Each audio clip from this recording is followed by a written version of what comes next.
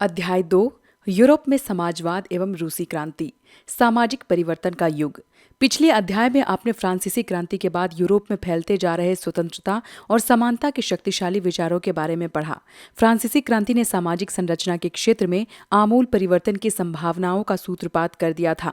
जैसा कि आप पढ़ चुके हैं, 18वीं सदी से पहले फ्रांस का समाज मोटे तौर पर स्टेटस और श्रेणियों में बटा हुआ था। समाज के आर्थिक और सामाजिक सत्ता पर कुलीन वर्ग और चर्च का नियंत्रण था। लेकिन क्रांति के बाद इस संरचना को बदलना संभव दिखाई देने लगा। यूरोप और एशिया सहित दुनिया के बहुत सारे हिस्सों में व्यक्तिगत अधिकारों के स्वरूप और सामाजिक सत्ता पर किसका नियंत्रण हो, इस पर चर्चा छिड़ गई। भारत में भी राजा राम मोहन रॉय और डेरोजियो ने फ्रांसीसी क्रांति के महत्व का उल्लेख किया। और भी बहुत सारे लोग क्रांति पश्चात यूरोप की स्थितियों के बारे में चल रही बहस में कूद पड़े। आगे चलकर उपनिवेशों में घटी घटनाओं ने भी इन विचारों को एक नया रूप प्रदान करने में योगदान दिया। मगर यूरोप में भी सभी लोग आमूल समाज परिवर्तन के पक्ष में नहीं थे। इस सवाल पर सबकी अलग अलग राय थी। बहुत सारे लोग बदलाव के लिए तो तैयार थे, लेकिन वो चाहते थे कि बदलाव धीरे धीरे हो। एक खेमा मानता था कि समाज का आमूल पुनर्गठन जरूरी है। कुछ रूढ़िवादी यानी कि कंजर्वेटिव थे, तो कुछ उदारवादी यानी कि लिबरल या आमूल परिवर्तनवादी रेडिकल समाधानों के पक्ष में थे। उस समय के संदर्भ में इन शब्दों का क्या मतलब था, राजनीति की इन धाराओं में क्या फर्क था और कौन कौन सी बातें थीं जो समान थीं। यहाँ हमें ये ध्यान रखना चाहिए कि इन शब्दों का अर्थ हर काल और परिवेश में एक ही नहीं होता। इस अध्याय में हम 19वीं शताब्दी की कुछ महत्वपूर्ण राजनीतिक परंपराओं का अध्ययन करेंगे और देखेंगे कि उन्होंने परिवर्तन के संदर्भ में क्या असर डाला।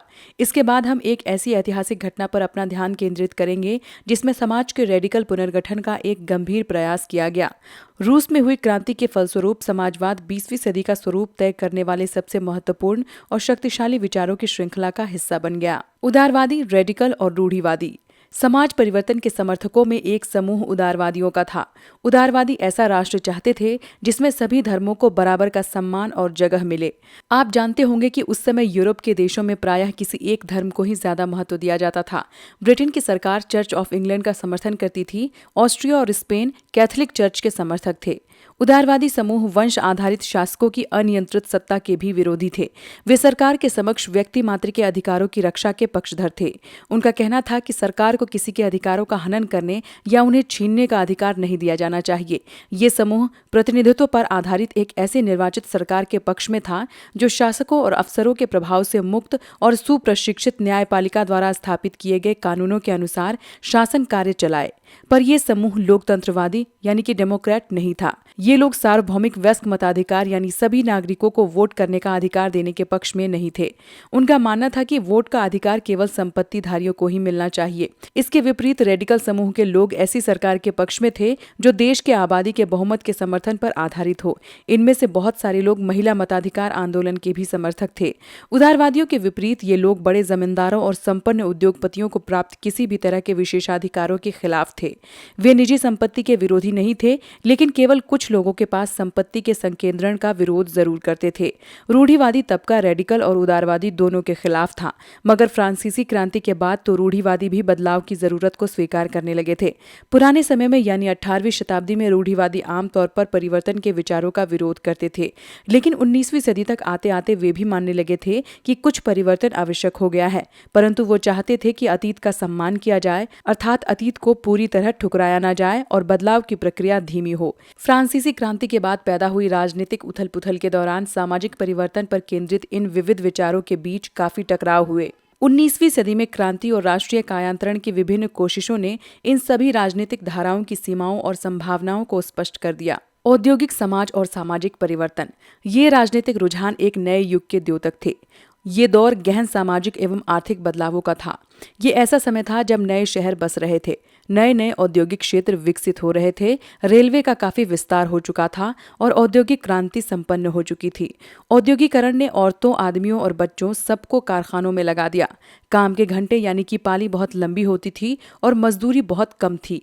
बेरोजगारी आम समस्या थी। औद्योगिक वस्तुओं की मांग में गिरावट आ जाने पर तो बेरोजगारी और बढ़ जाती थी। इसलिए आवास और साफ सफाई का काम भी मुश्किल होता जा रहा था। उदारवादी और रेडिकल दोनों ही इन समस्याओं का हल खोजने की कोशिश कर रहे थे। लगभग सभी उद्योग व्यक्तिगत स्वामित्व में थे। बहुत सारे रेडिकल और उदारवादियों के पास भी काफी संपत्ति थी और उनके यहाँ बहुत सारे लोग नौकरी करते थे। उन्होंने व्यापार या औद्योगिक व्यवसायों के जरिए धन दौलत इकट्ठा की थी, इसलिए वो चाहते थे कि इस तरह के प्रयासों को ज्यादा से ज्यादा बढ़ावा दिया जाए। उन्हें लगता था कि अगर मजदूर स्वस्थ हों और नागरिक पढ़े लिखे हों तो इस व्यवस्था का पूरा लाभ लिया जा सकता है। ये लोग जन्मजात मिलने वाले विशेषाधिकारों के विरुद्ध थे। व्यक्तिगत प्रयास, श्रम और उद्यमशीलता में उनका गहरा विश्वास था। उनकी मान्यता थी कि हर एक को व्यक्तिगत स्वतंत्रता दी जाए, गरीबों को रोजगार मिले और जिनके पास पूंजी है उन्हें बिना रोक टोक काम करने का मौका दिया जाए तो समाज तरक्की कर सकता है। इसी कारण 19वीं सदी के शुरुआती दशकों में समाज परिवर्तन के इच्छुक बहुत सारे कामकाजी स्त्री पुरुष उदारवादी और रेडिकल समूहों व पार्टियों के इर्द गिर्द गोलबंद हो गए थे। यूरोप में 1815 में जिस तरह की सरकारें बनी उनसे छुटकारा पाने के लिए कुछ राष्ट्रवादी, उदारवादी और रेडिकल आंदोलनकारी क्रांति के पक्ष में थे। फ्रांस, इटली, जर्मनी और रूस में ऐसे लोग क्रांतिकारी हो गए और राजाओं के तख्ता पलट का प्रयास करने लगे। राष्ट्रवादी कार्यकर्ता क्रांति के जरिए ऐसे राष्ट्रों की स्थापना करना चाहते थे जिसमें सभी नागरिकों को समान अधिकार प्राप्त हो। 1815 के बाद इटली के राष्ट्रवादी गेसेप्पे मेज़िनी ने यही लक्ष्य प्राप्त करने के लिए अपने समर्थकों के साथ मिलकर राजा के खिलाफ साजिश रची थी। भारत सहित दुनिया भर के राष्ट्रवादी उसकी रचनाओं को पढ़ते थे। यूरोप में समाजवाद का आना। समाज के पुनर्गठन की संभवतः सबसे दूरगामी दृष्टि प्रदान करने वाली विचारधारा समाजवाद की ही थी। 19वीं सदी के मध्य तक यूरोप में समाजवाद एक जाना पहचाना विचार था। उसकी तरफ बहुत सारे लोगों का ध्यान आकर्षित हो रहा था। समाजवादी निजी संपत्ति के विरोधी थे, यानी वे संपत्ति पर निजी स्वामित्व को सही नहीं मानते थे। उनका कहना था कि संपत्ति के निजी स्वामित्व की व्यवस्था ही सारी समस्याओं की जड़ है। वे ऐसा क्यों मानते थे? उनका तर्क था कि बहुत सारे लोगों के पास संपत्ति है जिससे दूसरों लोगों को रोजगार मिलता है, लेकिन समस्या ये है कि संपत्तिधारी व्यक्ति को सिर्फ अपने फायदे से ही मतलब रहता है। वो उनके बारे में नहीं सोचता जो उसकी संपत्ति को उत्पादनशील बनाते हैं। इसलिए अगर संपत्ति पर किसी एक व्यक्ति के बजाय पूरे समाज का नियंत्रण हो तो साझा सामाजिक हितों पर ज्यादा अच्छी तरह ध्यान दिया जा सकता है। समाजवादी इस तरह के बदलाव को चाहते थे और इसके लिए उन्होंने बड़े पैमाने पर अभियान चलाया। कोई समाज संपत्ति के बिना कैसे चल सकता है? समाजवादी समाज का आधार क्या होगा? समाजवादियों के पास भविष्य की एक बिल्कुल भिन्न दृष्टि थी। कुछ समाजवादियों को कोऑपरेटिव यानी कि सामूहिक उद्यम के विचार के बारे में दिलचस्पी थी। इंग्लैंड के जाने माने उद्योगपति रॉबर्ट ओवेन ने इंडियाना यानी अमेरिका में नया समन्वय न्यू हार्मनी के नाम से एक नए तरह के समुदाय की रचना का प्रयास किया। कुछ समाजवादी मानते थे कि केवल व्यक्तिगत पहलकदमी से बहुत बड़े सामूहिक खेत नहीं बनाए जा सकते। वो चाहते थे कि सरकार अपनी तरफ से सामूहिक खेती को बढ़ावा दे। उदाहरण के लिए फ्रांस में लुई ब्लांक चाहते थे कि सरकार पूंजीवादी उद्यमों की जगह सामूहिक उद्यमों को बढ़ावा दे। कोऑपरेटिव ऐसे लोगों का समूह था जो मिलकर चीजें बनाते थे और मुनाफे को प्रत्येक सदस्य द्वारा किए गए काम के हिसाब से आपस में बांट लेते थे। कार्ल मार्क्स और फ्रेडरिक एंगेल्स ने इस दिशा में कई नए तर्क पेश किए। मार्क्स का विचार था कि औद्योगिक समाज पूंजीवादी समाज है। फैक्ट्रियों में लगी पूंजी पर पूंजीपतियों का स्वामित्व है और पूंजीपतियों का मुनाफा मजदूरों की मेहनत से ही पैदा होता है। मार्क्स का निष्कर्ष था कि जब तक निजी पूंजीपति इसी तरह मुनाफे का संचय करते जाएंगे तब तक मजदूरों की स्थिति में सुधार नहीं हो सकता। अपनी स्थिति में सुधार लाने के लिए मजदूरों को पूंजीवाद व निजी संपत्ति पर आधारित शासन को उखाड़ फेंकना होगा। मार्क्स का विश्वास था कि खुद को पूंजीवादी शोषण से मुक्त कराने के लिए मजदूरों को एक अत्यंत भिन्न किस्म का समाज बनाना होगा जिसमें सारी संपत्ति पर पूरे समाज यानी कि सामाजिक नियंत्रण और स्वामित्व रहेगा। उन्होंने भविष्य के इस समाज को साम्यवादी यानी कि कम्युनिस्ट समाज का नाम दिया। मार्क्स को विश्वास था कि पूंजीपतियों के साथ होने वाले संघर्ष में जीत अंततः मजदूरों की ही होगी। उनकी राय में कम्युनिस्ट समाज ही भविष्य का समाज होगा। समाजवाद के लिए समर्थन। 1870 का दशक आते आते समाजवादी विचार पूरे यूरोप में फैल चुके थे। अपने प्रयासों में समन्वय लाने के लिए समाजवादियों ने द्वितीय इंटरनेशनल के नाम से एक अंतर्राष्ट्रीय संस्था भी बना ली थी। इंग्लैंड और जर्मनी के मजदूरों ने अपनी जीवन और कार्य स्थितियों में सुधार लाने के लिए संगठन बनाना शुरू कर दिया था। संकट के समय अपने सदस्यों को मदद पहुंचाने के लिए इन संगठनों ने कोष स्थापित किए और काम के घंटों में कमी तथा मताधिकार के लिए आवाज उठाना शुरू कर दिया। जर्मनी में सोशल डेमोक्रेटिक पार्टी के साथ इन संगठनों के काफी गहरे रिश्ते थे और संसदीय चुनावों में वे पार्टी की मदद भी करते थे। 1905 तक ब्रिटेन के समाजवादियों और ट्रेड यूनियन आंदोलनकारियों ने लेबर पार्टी के नाम से अपनी एक अलग पार्टी बना ली थी। फ्रांस में भी सोशलिस्ट पार्टी के नाम से ऐसी ही एक पार्टी का गठन किया गया, लेकिन 1914 तक यूरोप में समाजवादी कहीं भी सरकार बनाने में कामयाब नहीं हो पाए। संसदीय राजनीति में उनके प्रतिनिधि बड़ी संख्या में जीतते रहे। उन्होंने कानून बनवाने में भी अहम भूमिका निभाई, मगर सरकारों में रूढ़िवादियों, उदारवादियों और रेडिकलों का ही दबदबा बना रहा। रूसी क्रांति। यूरोप के सबसे पिछड़े औद्योगिक देशों में से एक रूस में ये समीकरण उलट गया। 1917 की अक्टूबर क्रांति के जरिए रूस की सत्ता पर समाजवादियों ने कब्जा कर लिया। फरवरी 1917 में राजशाही के पतन और अक्टूबर की घटनाओं को ही अक्टूबर क्रांति कहा जाता है। ऐसा कैसे हुआ? क्रांति के समय रूस के सामाजिक और राजनीतिक हालात कैसे थे? इन सवालों का जवाब ढूंढने के लिए आइए क्रांति से कुछ साल पहले की स्थितियों पर नजर डालें। रूसी साम्राज्य। 1914 में रूस और उसके पूरे साम्राज्य पर जार निकोलस द्वितीय का शासन था। मॉस्को के आसपास पड़ने वाले भूक्षेत्र के अलावा आज का फिनलैंड, लातविया, लिथुआनिया, एस्तोनिया तथा पोलैंड, यूक्रेन व बेलारूस के कुछ हिस्से रूसी साम्राज्य के अंग थे।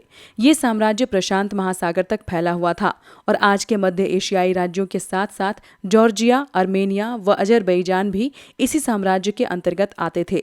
रूस में ग्रीक ऑर्थोडॉक्स चर्च से उपजी शाखा रूसी ऑर्थोडॉक्स क्रिश्चियनिटी को मानने वाले बहुमत में थे, लेकिन इस साम्राज्य के तहत रहने वालों में कैथोलिक, प्रोटेस्टेंट, मुस्लिम और बौद्ध भी शामिल थे। अर्थव्यवस्था और समाज। 20वीं सदी की शुरुआत में रूस की आबादी का एक बहुत बड़ा हिस्सा खेतीबाड़ी से जुड़ा हुआ था। रूसी साम्राज्य की लगभग 85% जनता आजीविका के लिए खेती पर ही निर्भर थी। यूरोप के किसी भी देश में खेती पर आश्रित जनता का प्रतिशत इतना नहीं था। उदाहरण के तौर पर फ्रांस और जर्मनी में खेती पर निर्भर आबादी 40 से 50% से ज्यादा नहीं थी। रूसी साम्राज्य के किसान अपनी जरूरतों के साथ साथ बाजार के लिए भी पैदावार करते थे। रूस अनाज का एक बड़ा निर्यातक था। उद्योग बहुत कम थे। सेंट पीटर्सबर्ग और मॉस्को प्रमुख औद्योगिक इलाके थे। हालांकि ज्यादातर उत्पादन कारीगर ही करते थे, लेकिन कारीगरों की वर्कशॉपों के साथ साथ बड़े बड़े कल कारखाने भी मौजूद थे। बहुत सारे कारखाने 1890 के दशक में चालू हुए थे, जब रूस के रेल नेटवर्क को फैलाया जा रहा था। उसी समय रूसी उद्योगों में विदेशी निवेश भी तेजी से बढ़ा था। इन कारकों के चलते कुछ ही सालों में रूस के कोयला उत्पादन में 2 गुना और स्टील उत्पादन में 4 गुना वृद्धि हुई थी। सन 1900 तक कुछ इलाकों में तो कारीगरों और कारखाना मजदूरों की संख्या लगभग बराबर हो चुकी थी। ज्यादातर कारखाने उद्योगपतियों की निजी संपत्ति थे। मजदूरों को न्यूनतम वेतन मिलता रहे और काम की पाली के घंटे निश्चित हों, इस बात का ध्यान रखने के लिए सरकारी विभाग बड़ी फैक्ट्रियों पर नजर रखते थे, लेकिन फैक्ट्री इंस्पेक्टर भी नियमों के उल्लंघन को रोक पाने में नाकामयाब थे। कारीगरों की इकाइयों और वर्कशॉपों में काम की पाली प्रायः 15 घंटे खिंच जाती थी, जबकि कारखानों में मजदूर आमतौर पर 10 से 12 घंटे की पालियों में काम करते थे। मजदूरों के रहने के लिए भी कमरों से लेकर डॉर्मेट्री तक तरह तरह की व्यवस्था मौजूद थी। सामाजिक स्तर पर मजदूर बटे हुए थे। कुछ मजदूर अपने मूल गांव के साथ अभी भी गहरे संबंध बनाए हुए थे। बहुत सारे मजदूर स्थायी रूप से शहरों में ही बस चुके थे। उनके बीच योग्यता और दक्षता के स्तर पर भी काफी फर्क था। सेंट पीटर्सबर्ग के एक धातु मजदूर ने कहा था, धातुकर्मी मजदूरों में खुद को साहब मानते थे। उनके काम में ज्यादा प्रशिक्षण और निपुणता की जरूरत जो रहती थी। 1914 में फैक्ट्री मजदूरों में औरतों की संख्या 31% थी, लेकिन उन्हें पुरुष मजदूरों के मुकाबले कम वेतन मिलता था। मर्दों की तनख्वाह के मुकाबले आधे से 3/4 तक। मजदूरों के बीच मौजूद फासला उनके पहनावे और व्यवहार में भी साफ दिखाई देता था। यद्यपि कुछ मजदूरों ने बेरोजगारी या आर्थिक संकट के समय एक दूसरे की मदद करने के लिए संगठन बना लिए थे, लेकिन ऐसे संगठन बहुत कम थे। इन विभेदों के बावजूद जब किसी को नौकरी से निकाल दिया जाता था या उन्हें मालिकों से कोई शिकायत होती थी तो मजदूर एकजुट होकर हड़ताल भी कर देते थे। 1896 से 1897 के बीच कपड़ा उद्योग में और 1902 में धातु उद्योग में ऐसी हड़तालें काफी बड़ी संख्या में आयोजित की गईं। देहात की ज्यादातर जमीन पर किसान खेती करते थे, लेकिन विशाल संपत्तियों पर सामंतों, राजशाही और ऑर्थोडॉक्स चर्च का कब्जा था। मजदूरों की तरह किसान भी बटे हुए थे। किसान बहुत धार्मिक स्वभाव के थे। इक्का दुक्का अपवादों को छोड़ दिया जाए तो वे सामंतों और नवाबों का बिल्कुल सम्मान नहीं करते थे। नवाबों और सामंतों को जो सत्ता और हैसियत मिली हुई थी वो लोकप्रियता की वजह से नहीं बल्कि जार के प्रति उनकी निष्ठा और सेवाओं के बदले में मिली थी। यहाँ की स्थिति फ्रांस जैसी नहीं थी। मिसाल के तौर पर फ्रांसीसी क्रांति के दौरान ब्रिटेनी के किसान न केवल नवाबों का सम्मान करते थे बल्कि उन्होंने नवाबों को बचाने के लिए बाकायदा लड़ाइयां भी लड़ी। इसके विपरीत रूस के किसान चाहते थे कि नवाबों की जमीन छीनकर किसानों के बीच बांट दी जाए। बहुधा वो लगान भी नहीं चुकाते थे। कई जगह तो जमींदारों की हत्या भी की जा चुकी थी। 1902 में दक्षिण रूस में ऐसी घटनाएं बड़े पैमाने पर घटी। 1905 में तो पूरे रूस में ही ऐसी घटनाएं घटने लगी। रूसी किसान यूरोप के बाकी किसानों के मुकाबले एक और लिहाज से भिन्न थे। यहाँ के किसान समय समय पर सारी जमीन को अपने कम्यून यानी कि मीर को सौंप देते थे और फिर कम्यून ही प्रत्येक परिवार की जरूरत के हिसाब से किसानों को जमीन बांटता था। रूस में समाजवाद 1914 से पहले रूस में सभी राजनीतिक पार्टियां गैर कानूनी थीं। मार्क्स के विचारों को मानने वाले समाजवादियों ने 1898 में Russian social democratic workers party यानी कि रूसी सामाजिक लोकतांत्रिक श्रमिक पार्टी का गठन किया था। सरकारी आतंक के कारण इस पार्टी को गैर कानूनी संगठन के रूप में काम करना पड़ता था। इस पार्टी का एक अखबार निकलता था। उसने मजदूरों को संगठित किया था और हड़ताल आदि कार्यक्रम आयोजित किए थे। कुछ रूसी समाजवादियों को लगता था कि रूसी किसान जिस तरह समय समय पर जमीन बांटते हैं उससे पता चलता है कि वो स्वाभाविक रूप से समाजवादी भावना वाले लोग हैं। इसी आधार पर उनका मानना था कि रूस में मजदूर नहीं बल्कि किसान ही क्रांति के मुख्य शक्ति बनेंगे। वे क्रांति का नेतृत्व करेंगे और रूस बाकी देशों के मुकाबले ज्यादा जल्दी समाजवादी देश बन जाएगा। 19वीं सदी के आखिर में रूस के ग्रामीण इलाकों में समाजवादी काफी सक्रिय थे। सन 1900 में उन्होंने सोशलिस्ट रेवोल्यूशनरी पार्टी यानी कि समाजवादी क्रांतिकारी पार्टी का गठन कर लिया। इस पार्टी ने किसानों के अधिकारों के लिए संघर्ष किया और मांग की कि सामंतों के कब्जे वाली जमीन फौरन किसानों को सौंपी जाए। किसानों के सवाल पर सामाजिक लोकतंत्रवादी सोशल डेमोक्रेट्स खेमा समाजवादी क्रांतिकारियों से सहमत नहीं था। लेनिन का मानना था किसानों में एकजुटता नहीं है, वे बटे हुए हैं। कुछ किसान गरीब थे, कुछ अमीर, कुछ मजदूरी करते थे तो कुछ पूंजीपति थे जो नौकरों से खेती करवाते थे। इन आपसी विभेदों के चलते वे सभी समाजवादी आंदोलन का हिस्सा नहीं हो सकते थे। सांगठनिक रणनीति के सवाल पर पार्टी में गहरे मतभेद थे। व्लादिमीर लेनिन यानी बोल्शेविक खेमे के मुखिया सोचते थे कि जार यानी कि राजा शासित रूस जैसे दमनकारी समाज में पार्टी अत्यंत अनुशासित होनी चाहिए और अपने सदस्यों की संख्या और स्तर पर उसका पूरा नियंत्रण होना चाहिए। दूसरा खेमा मोन्शेविक ये मानता था कि पार्टी में सभी को सदस्यता दी जानी चाहिए। उथल पुथल का समय 1905 की क्रांति। रूस एक निरंकुश राजशाही था। अन्य यूरोपीय शासकों के विपरीत 20वीं सदी की शुरुआत में भी जार राष्ट्रीय संसद के अधीन नहीं था। उदारवादियों ने इस स्थिति को खत्म करने के लिए बड़े पैमाने पर मुहिम चलाई। 1905 की क्रांति के दौरान उन्होंने संविधान की रचना के लिए सोशल डेमोक्रेट और समाजवादी क्रांतिकारियों को साथ लेकर किसानों और मजदूरों के बीच काफी काम किया। रूसी साम्राज्य के तहत उन्होंने राष्ट्रवादियों और इस्लाम के आधुनिकीकरण के समर्थक यानी कि जदीदियों मुस्लिम बहुल इलाकों का भी समर्थन मिला। रूसी मजदूरों के लिए 1904 का साल बहुत बुरा रहा। जरूरी चीजों की कीमतें इतनी तेजी से बढ़ी कि वास्तविक वेतन में 20% तक की गिरावट आ गई। उसी समय मजदूर संगठनों की सदस्यता में भी तेजी से वृद्धि हुई।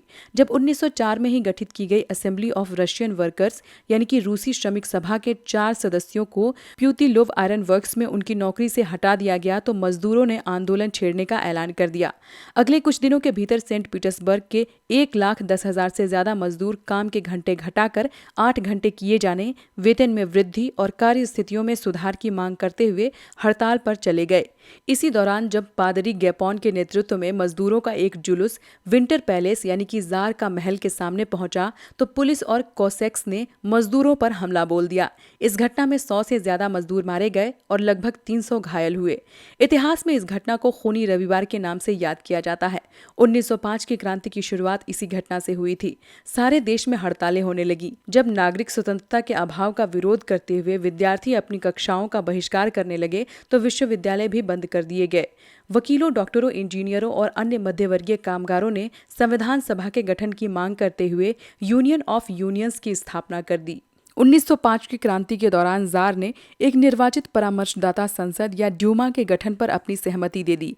क्रांति के समय कुछ दिन तक फैक्ट्री मजदूरों की बहुत सारी ट्रेड यूनियनें और फैक्ट्री कमेटियां भी अस्तित्व में रहीं। 1905 के बाद ऐसी ज्यादातर कमेटियां और यूनियनें अनधिकृत रूप से काम करने लगी क्योंकि उन्हें गैर कानूनी घोषित कर दिया गया था। राजनीतिक गतिविधियों पर भारी पाबंदियां लगा दी गईं। जार ने पहली ड्यूमा को मात्र 75 दिन के भीतर और पुनर्निर्वाचित दूसरी ड्यूमा को 3 महीने के भीतर बर्खास्त कर दिया। वो किसी तरह की जवाबदेही या अपनी सत्ता पर किसी तरह का अंकुश नहीं चाहता था। उसने मतदान कानूनों में फेरबदल करके तीसरी ड्यूमा में रूढ़िवादी राजनेताओं को भर डाला। उदारवादियों और क्रांतिकारियों को बाहर रखा गया। पहला विश्व युद्ध और रूसी साम्राज्य। 1914 में 2 यूरोपीय गठबंधनों के बीच युद्ध छिड़ गया। एक खेमे में जर्मनी, ऑस्ट्रिया और तुर्की थे तो दूसरे खेमे में फ्रांस, ब्रिटेन व रूस। इन सभी देशों के पास विशाल वैश्विक साम्राज्य थे, इसलिए यूरोप के साथ साथ ये युद्ध यूरोप के बाहर भी फैल गया था। इसी युद्ध को पहला विश्व युद्ध कहा जाता है। इस युद्ध को शुरू में रूसियों का काफी समर्थन मिला था। जनता ने जार का साथ दिया, लेकिन जैसे जैसे युद्ध लंबा खिंचता चला गया, जार ने ड्यूमा में मौजूद मुख्य पार्टियों से सलाह लेना छोड़ दिया था। इसके प्रति जन समर्थन कम होने लगा। जर्मनी विरोधी भावनाएं दिनों दिन बलवती होने लगी। जर्मनी विरोधी भावनाओं के कारण ही लोगों ने सेंट पीटर्सबर्ग का नाम बदलकर पेट्रोग्राद रख दिया, क्योंकि सेंट पीटर्सबर्ग जर्मन नाम था। जारीना यानी कि जार की पत्नी महारानी अलेक्जेंड्रा के जर्मन मूल होने का और उसके घटिया सलाहकारों, खास तौर से रासपुतिन नामक एक सन्यासी ने राजशाही को और अलोकप्रिय बना दिया था। प्रथम विश्व युद्ध के पूर्वी मोर्चे पर चल रही लड़ाई पश्चिमी मोर्चे की लड़ाई से भिन्न थी। पश्चिम में सैनिक पूर्वी फ्रांस की सीमा पर बनी खाइयों से लड़ाई लड़ रहे थे, जबकि पूर्वी मोर्चे पर सेना ने काफी बड़ा फासला तय कर लिया था। इस मोर्चे पर बहुत सारे सैनिक मौत के मुंह में जा चुके थे। सेना की पराजय ने रूसियों का मनोबल तोड़ दिया।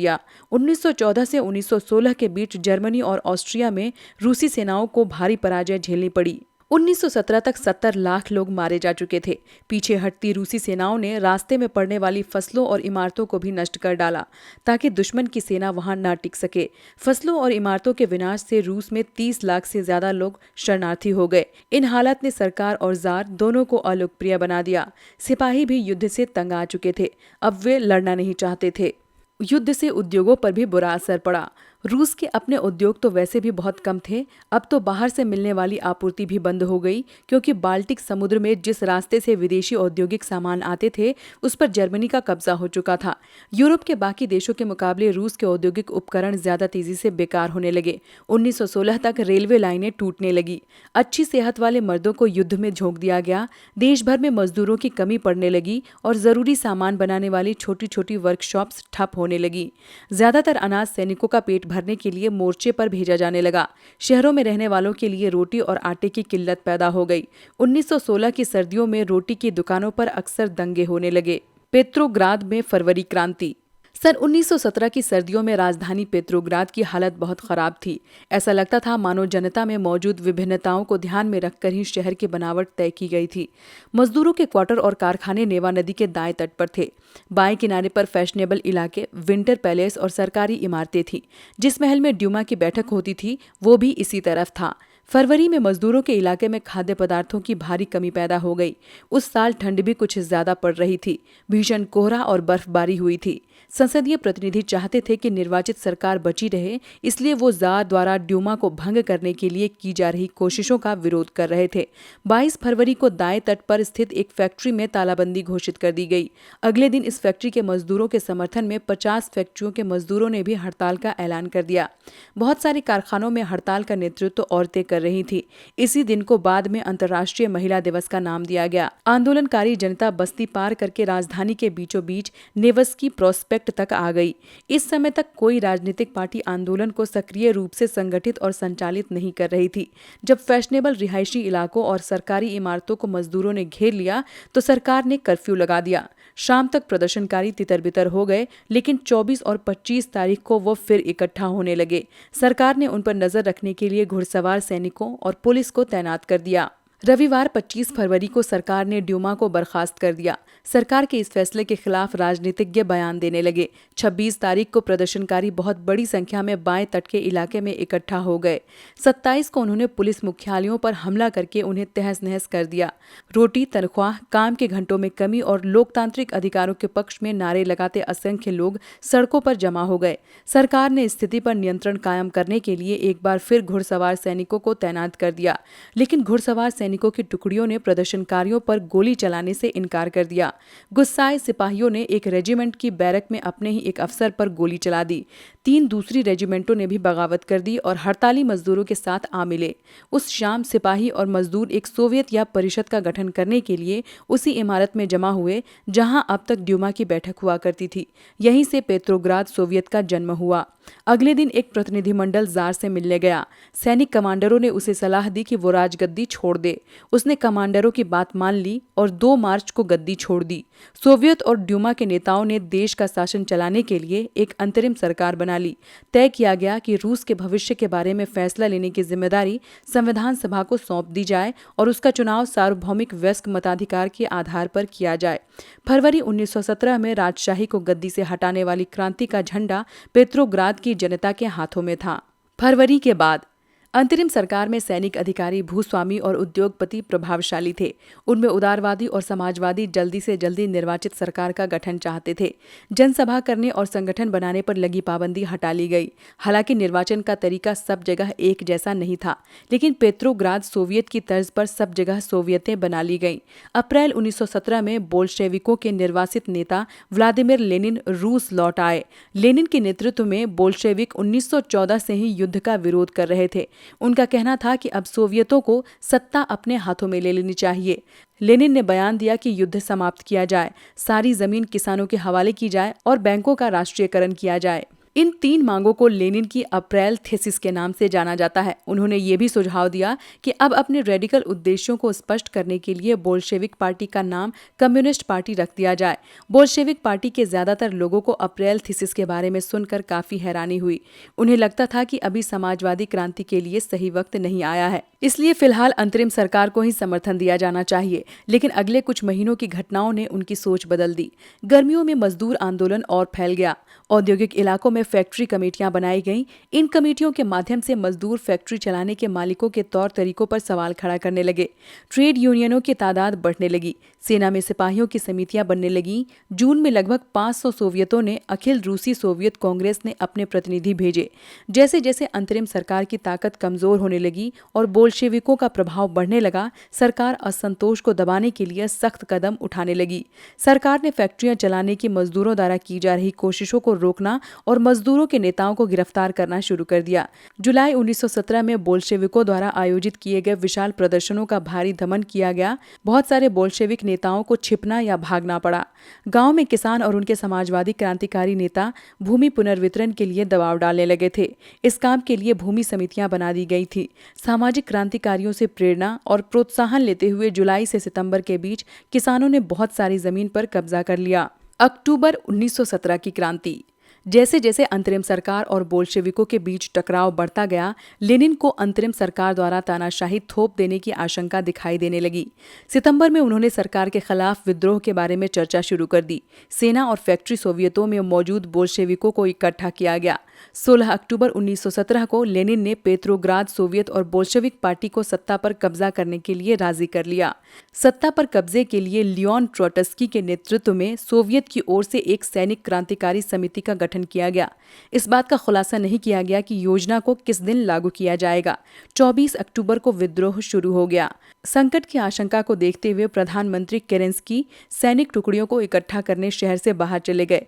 तड़के ही सरकार के वफादार सैनिकों ने 2 बोल्शेविक अखबारों के दफ्तरों पर घेरा डाल दिया। टेलीफोन और टेलीग्राफ दफ्तरों पर नियंत्रण प्राप्त करने और विंटर पैलेस की रक्षा करने के लिए सरकार समर्थक सैनिकों को रवाना कर दिया गया। पलक झपकते ही क्रांतिकारी समिति ने भी अपने समर्थकों को आदेश दे दिया कि सरकारी कार्यालयों पर कब्जा कर लें और मंत्रियों को गिरफ्तार कर लें। उसी दिन औरोरा नामक युद्धपोत ने विंटर पैलेस पर बमबारी शुरू कर दी। अन्य युद्धपोतों ने नेवा के रास्ते से आगे बढ़ते हुए विभिन्न सैनिक ठिकानों को अपने नियंत्रण में ले लिया। शाम ढलते ढलते पूरा शहर क्रांतिकारी समिति के नियंत्रण में आ चुका था और मंत्रियों ने आत्मसमर्पण कर दिया था। पेट्रोग्राद में अखिल रूसी सोवियत कांग्रेस की बैठक हुई, जिसमें बहुमत ने बोल्शेविकों की कार्रवाई का समर्थन किया। अन्य शहरों में भी बगावतें होने लगी।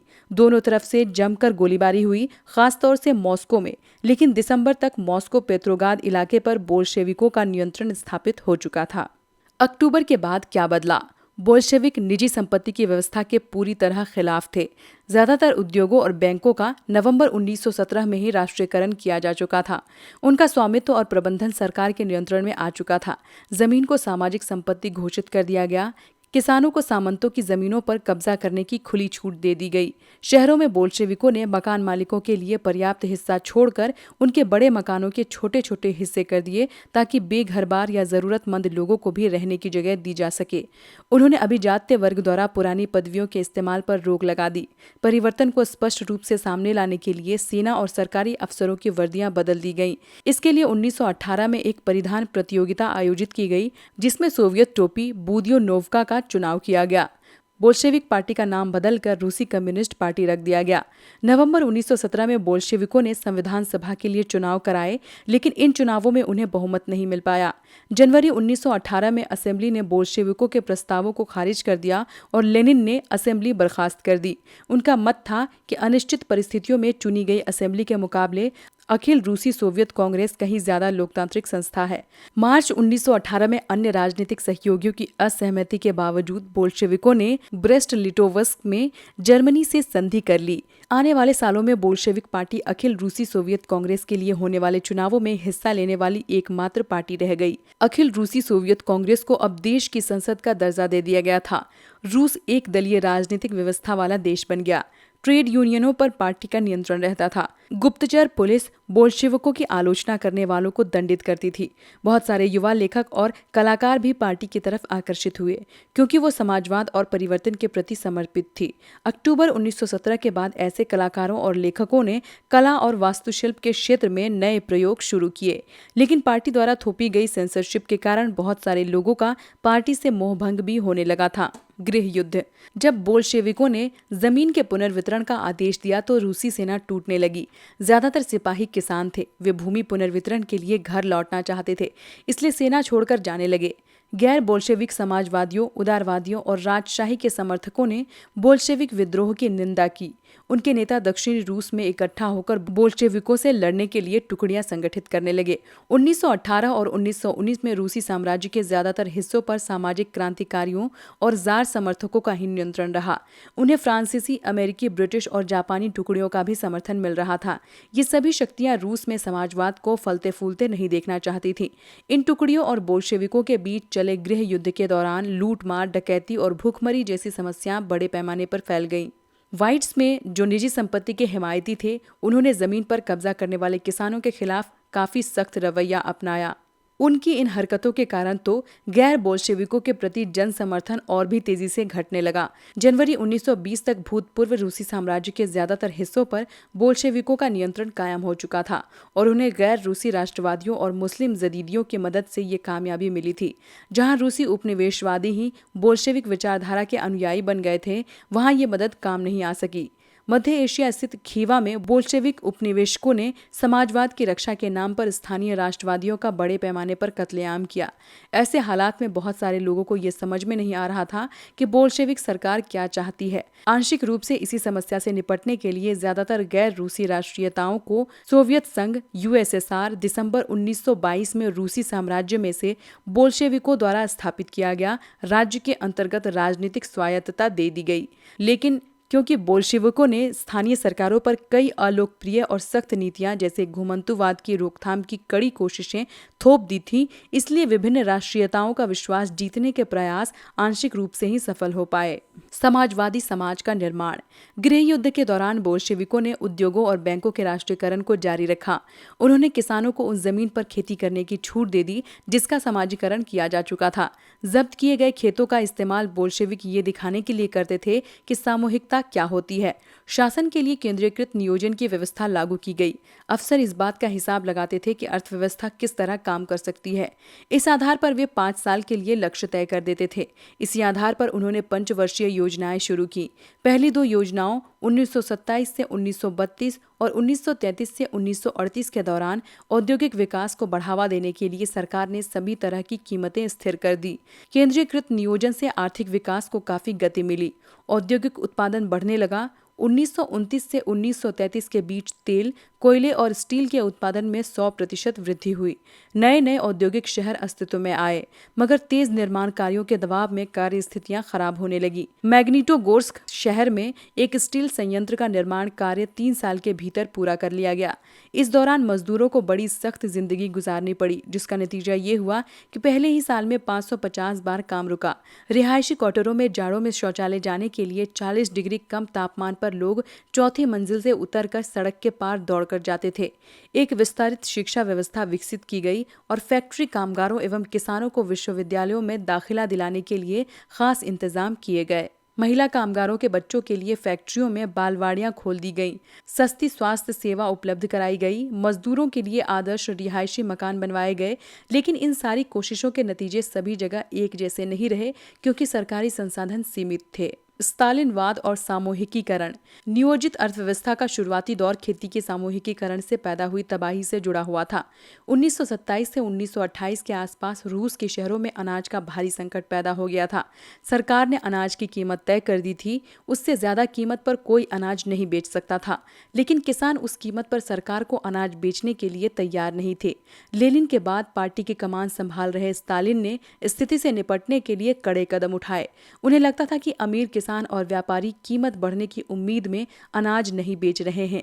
स्थिति पर काबू पाने के लिए सट्टेबाजी पर अंकुश लगाना और व्यापारियों के पास जमा अनाज को जब्त करना जरूरी था। 1928 में पार्टी के सदस्यों ने अनाज उत्पादक इलाकों का दौरा किया। उन्होंने किसानों से जबरन अनाज खरीदा और कुलकों के ठिकानों पर छापे मारे।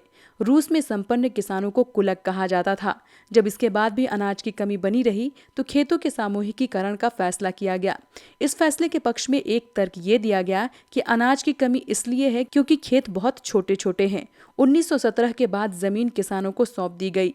फलस्वरूप ज्यादातर किसानों के पास छोटे खेत थे जिनका आधुनिकीकरण नहीं किया जा सकता था। आधुनिक खेत विकसित करने और उन पर मशीनों की सहायता से औद्योगिक खेती करने के लिए कुलकों का सफाया करना, किसानों से जमीन छीनना और राज्य नियंत्रित यानी सरकारी नियंत्रण वाले विशालकाय खेत बनाना जरूरी माना गया। इसी के बाद स्टालिन का सामूहिकीकरण कार्यक्रम शुरू हुआ। 1929 से पार्टी ने सभी किसानों को सामूहिक खेतों यानी कि कोलखोज में काम करने का आदेश जारी कर दिया। ज्यादातर जमीन और साजो सामान सामूहिक खेतों के स्वामित्व में सौंप दिए गए। सभी किसान सामूहिक खेतों पर काम करते थे और कोलखोज के मुनाफे को सभी किसानों के बीच बांट दिया जाता था। इस फैसले से गुस्साए किसानों ने सरकार का विरोध किया और वे अपने जानवरों को खत्म करने लगे। 1929 से 1931 के बीच मवेशियों की संख्या में 1/3 तक कमी आ गई। सामूहिकीकरण का विरोध करने वालों को सख्त सजा दी जाती थी। बहुत सारे लोगों को निर्वासन या देश निकाला दे दिया गया। सामूहिकीकरण का विरोध करने वाले किसानों का कहना था कि वे न तो अमीर हैं, न ही समाजवाद के विरोधी हैं। वे बस विभिन्न कारणों से सामूहिक खेतों पर काम नहीं करना चाहते थे। स्टालिन सरकार ने सीमित स्तर पर स्वतंत्र किसानी की व्यवस्था भी जारी रहने दी, लेकिन ऐसे किसानों को कोई खास मदद नहीं दी जाती थी। सामूहिकीकरण के बावजूद उत्पादन में नाटकीय वृद्धि नहीं हुई, बल्कि 1930 से 1933 की खराब फसल के बाद तो सोवियत इतिहास का सबसे बड़ा अकाल पड़ा, जिसमें 40 लाख से ज्यादा लोग मारे गए। पार्टी में भी बहुत सारे लोग नियोजित अर्थव्यवस्था के अंतर्गत औद्योगिक उत्पादन में पैदा हो रहे भ्रम और सामूहिकीकरण के परिणामों की आलोचना करने लगे थे। स्टालिन और उनके सहयोगियों ने ऐसे आलोचकों पर समाजवाद के खिलाफ साजिश रचने का आरोप लगाया। देश भर में बहुत सारे लोगों पर इसी तरह के आरोप लगाए गए और 1939 तक आते आते 20 लाख से ज्यादा लोगों को या तो जेलों में या श्रम शिविरों में भेज दिया गया था। ज्यादातर लोगों ने ऐसा कोई अपराध नहीं किया था, लेकिन उनकी सुनने वाला कोई नहीं था। बहुत सारे लोगों को यातनाएं दे देकर उनसे इस आशय के बयान लिखवा लिए गए कि उन्होंने समाजवाद के विरुद्ध साजिश में हिस्सा लिया है और इसी आधार पर उन्हें मार दिया गया। इसमें कई प्रतिभावान पेशेवर लोग भी थे। रूसी क्रांति और सोवियत संघ का वैश्विक प्रभाव। बोल्शेविकों ने जिस तरह सत्ता पर कब्जा किया था और जिस तरह उन्होंने शासन चलाया उसके बारे में यूरोप की समाजवादी पार्टियां बहुत सहमत नहीं थी। लेकिन मेहनतकशों के राज्य की स्थापना की संभावना ने दुनिया भर के लोगों में एक नई उम्मीद जगा दी थी। बहुत सारे देशों में कम्युनिस्ट पार्टियों का गठन किया गया, जैसे इंग्लैंड में communist party of great Britain की स्थापना की गई। बोल्शेविकों ने उपनिवेशों की जनता को भी उनके रास्ते का अनुसरण करने के लिए प्रोत्साहित किया। सोवियत संघ के अलावा बहुत सारे देशों के प्रतिनिधियों ने conference of the people of the east 1920 और बोल्शेविकों द्वारा बनाए गए कॉमिंटर्न यानी कि बोल्शेविक समर्थक समाजवादी पार्टियों का अंतर्राष्ट्रीय महासंघ में हिस्सा लिया था। कुछ विदेशियों को सोवियत संघ की communist university of the workers of the east में शिक्षा दी गई। जब दूसरा विश्व युद्ध शुरू हुआ तब तक सोवियत संघ की वजह से समाजवाद को एक वैश्विक पहचान और हैसियत मिल चुकी थी। लेकिन 50 के दशक तक देश के भीतर लोग ये समझने लगे थे कि सोवियत संघ की शासन शैली रूसी क्रांति के आदर्शों के अनुरूप नहीं है। विश्व समाजवादी आंदोलन में भी इस बात को मान लिया गया था कि सोवियत संघ में सब कुछ ठीक ठाक नहीं चल रहा है। एक पिछड़ा हुआ देश महाशक्ति बन चुका था, उसके उद्योग और खेती विकसित हो चुके थे और गरीबों को भोजन मिल रहा था। लेकिन वहां के नागरिकों को कई तरह की आवश्यक स्वतंत्रता नहीं दी जा रही थी और विकास परियोजनाओं को दमनकारी नीतियों के बल पर लागू किया गया था। 20वीं सदी के अंत तक समाजवादी देश के रूप में अंतर्राष्ट्रीय स्तर पर सोवियत संघ की प्रतिष्ठा काफी कम रह गई थी। हालांकि वहां के लोग अभी भी समाजवाद के आदर्शों का सम्मान करते थे, लेकिन सभी देशों में समाजवाद के बारे में विविध प्रकार से व्यापक पुनर्विचार किया गया।